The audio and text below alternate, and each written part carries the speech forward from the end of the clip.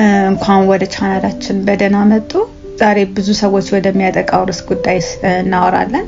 የቆዳ ምልክቶችን እንዴት መለየት እንደሚችሉና ምን ማድረግ እንደሚችሉ እንነጋገራለን።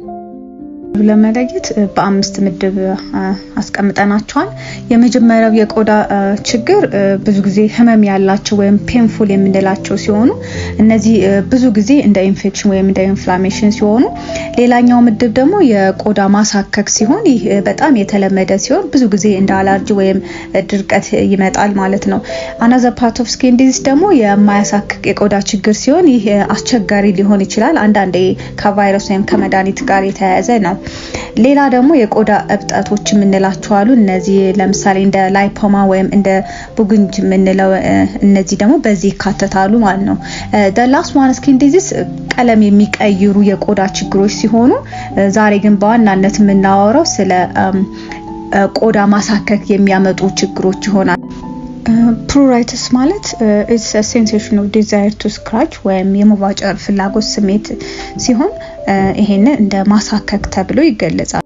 የሚያሳክኩ የቆዳ አይነቶች በሁለት ይከፈላሉ፣ ሽፍታና ያለ ሽፍታ። ዛሬ የምናወራው የሚያሳክኩ ሽፍታዎች ሲሆኑ እነዚህን አጠቃላይና ሎካላይዝድ ብለን እንከፍላቸዋለን። ቲኒያ ወይም ሪንጓም የምንለው ቀስ ብለው የሚያድጉ ፈንጋል ኢንፌክሽን ሲሆኑ ቀለበት የሚመስል ጠርዝ ሲኖራቸው እነዚህን ቲኒያዎች ብዙ ጊዜ ከጠረጠርን እንደ ፈንጋል ክሬሞችን እንደ አማራጭ ልንጠቀም እንችላለን ማለት ነው። ሌላኛው ክሬሙን ከመጠቀማችን በፊት የተጎዳውን ቦታ ንጹህና ደረቅ ማድረግ ያስፈልጋል እና ደግሞ ፎጣዎችና ልብሶችን ከመጋራት መቆጠብ ይኖርብናል። ሌላ የተለመደ የፈንጋል ኢንፌክሽን ቲኒያ ፔዲስ ሲሆን ብዙ ጊዜ በእግር ጣቶች መካከል የሚኖር ቁስለቶች ይሆናል። ህክምናው ብዙ ጊዜ እንደ ፈንጋል ክሬሞችን እንጠቀማለን። ሌላኛው ደግሞ የእግር ንጽህና ይሆናል። ሌላኛው ሶሪያሲስ ሲሆን በፒክቸር እንደምታዩት ዌል ዲማርኬትድ ፒንክ ዊዝ ሲልቨር ስኬል ወይም የብር ቅርፊቶች የሚመስሉ ምልክት ሲኖራቸው ብዙ ጊዜ በኢልቦና በጉልበትና በጭንቅላት ላይ ብዙ ጊዜ እነዚህ ይገኛሉ። የሶሪያሲስ አንደኛው ብዙ ጊዜ ህክምናዎች እንደ ክሬሞች እንደ ስቴሮይድ ክሬሞችን ልንጠቀም እንችላለን። ብዙ የፊት አካባቢ ሲሆን ደግሞ እንደ ሃይድሮኮርቲሶል ተመራጭ ይሆናል ማለት ነው። አሁን ደግሞ ሙሉ ሰውነታችንን የሚያሳክኩ የስኪን ዲስኦርደሮችን እናያለን። ከነዚህም ውስጥ ስኬቢስ ወይም እከክ የምንለው ሲሆን በጣም የሚያሳክክ ሽፍታ ሲሆን በተለይም በእጅ መሃልና በእግር አካባቢ በብብትና በጄኒታል አካባቢ ከፍተኛ የሆነ ማሳከክ ይኖራል እና ይሄ በምሽት አካባቢ ህመሙ በጣም ይብሳል ማለት ነው ማሳከኩ። ለነዚህ ብዙ ጊዜ የምንጠቀምባቸው ህክምናዎች እንደ ፔርሜትሪን 5% ክሬም እና ቤንዛይን ቤንዞኔት 25 ሎሽን እንጠቀማለን። እነዚህን ደግሞ ከተጠቀምን ከ12 ሰዓት በኋላ መታጠብ ይኖርብናል ማለት ነው። እነዚህን ክሬሞች ማንጠቀምባቸው አካባቢዎች ለምሳሌ አይንና አካባቢ ጥንቃቄ እናደርጋለን። ይህንን ለ3 ተከታታይ ምሽቶች መድገም አለብን ማለት ነው። ሌላኛው ደግሞ አብረን የቤተሰብ አካልና ሴክሹዋል ፓርትነር ካለ እሱንም አብሮ መታከም አለበት ምንም እንኳን ምልክቱን ባያሳዩ ማለት ነው። ለዚህ ለከፍተኛው ማሳከኩ ደግሞ እንደ አንቲሂስታሚን ተያዥ አብረን እንጠቀማለን።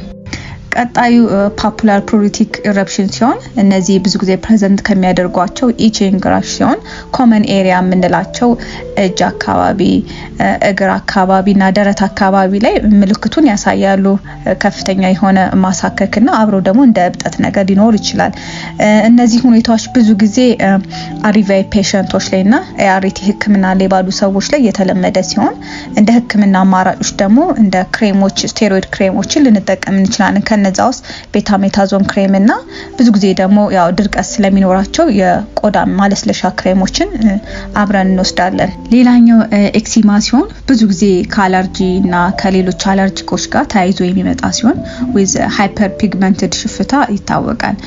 ለዚህ ህክምናዎች ብዙ ጊዜ ለቆዳችን ተስማሚ የሆነ ሳሙናዎችን መጠቀምና በሳሙና አዘውትረን መታጠብን መቀነስ ሲሆን እነዚህን ካደረግን በኋላ ክሬሞች ልንጠቀም እንችላለን። ለምሳሌ ለምሳሌ ሃይድሮኮርቲሶል የሚባል ክሬም ስቴሮይድ አይነት ክሬም ሲሆን እነዚህ ልንጠቀም እንችላለን። እነዚህን ክሬሞች ደግሞ እየተጠቀመ ምንም አይነት ኢምፕሩቭመንት ከሌለ ትንሽ ከፍ ያለውን የስቴሮይድ አይነት ልንጠቀም እንችላለን። አብሮ ተያያዥ ደግሞ ኢንፌክሽን ነገር ካለ አንቲባዮቲክስ የምንወስድባቸው አጋጣሚዎች ይኖራሉ ማለት ነው። በመጨረሻ በተለምዶ በምግብ በመድኃኒት ወይም በነፍሳት ንክሻ ስለሚነሱ ስለ ዩሪቲካሪያ እንነጋገራለን። ይህ ሁኔታ በጣም የሚያሳክክ ቀላ ያሉና አበጥ ያሉና በድንገት የሚከሰት ሲሆን ብዙ ጊዜ በ24 ሰዓት ውስጥ ይጠፋሉ።